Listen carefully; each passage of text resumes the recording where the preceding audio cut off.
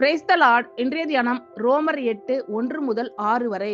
ஆனபடியால் கிறிஸ்து இயேசுவுக்குட்பட்டவர்களாய் இருந்து மாம்சத்தின்படி நடவாமல் ஆவியின்படியே நடக்கிறவர்களுக்கு ஆக்கினை தீர்ப்பில்லை.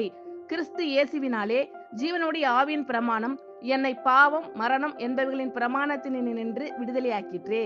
அது எப்படியெனில், மாம்சத்தினாலே பலவீனமாய் இருந்த நியாய பிரமாணம் செய்யக்கூடாததை தேவனே செய்யும்படிக்கு தம்முடைய குமாரனை பாவ மாம்சத்தின் சாயலாகவும் பாவத்தை போக்கும் பலியாகவும் அனுப்பி மாம்சத்திலே பாவத்தை ஆக்கினைக்குள்ளாக தீர்த்தார்.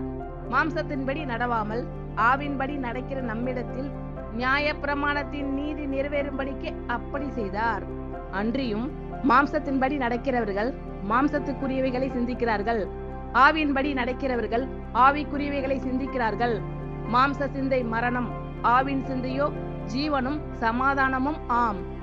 ஆனபடியால் கிறிஸ்து இயேசுவுக்குட்பட்டவர்களாய் இருந்து மாம்சத்தின்படி நடவாமல் ஆவியின்படியே நடக்கிறவர்களுக்கு ஆக்கினை தீர்ப்பில்லை.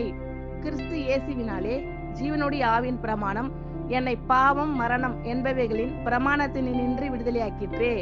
அது எப்படியெனில், மாம்சத்தினாலே பலவீனமாய் இருந்த நியாய பிரமாணம் செய்யக்கூடாததை தேவனே செய்யும்படிக்கு தம்முடைய குமாரனை பாவ மாம்சத்தின் சாயலாகவும் பாவத்தை போக்கும் பலியாகவும் அனுப்பி மாம்சத்திலே பாவத்தை ஆக்கினைக்குள்ளாக தீர்த்தார்.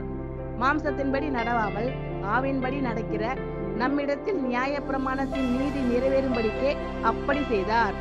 அன்றியும் மாம்சத்தின்படி நடக்கிறவர்கள் மாம்சத்துக்குரியவைகளை சிந்திக்கிறார்கள், ஆவியின்படி நடக்கிறவர்கள் ஆவிக்குரியவைகளை சிந்திக்கிறார்கள். மாம்ச சிந்தை மரணம், ஆவின் சிந்தையோ ஜீவனும் சமாதானமும் ஆம். ஆமென். கர்த்தர் உங்கள் அனைவரையும் ஆசீர்வதிப்பாராக. God bless you all.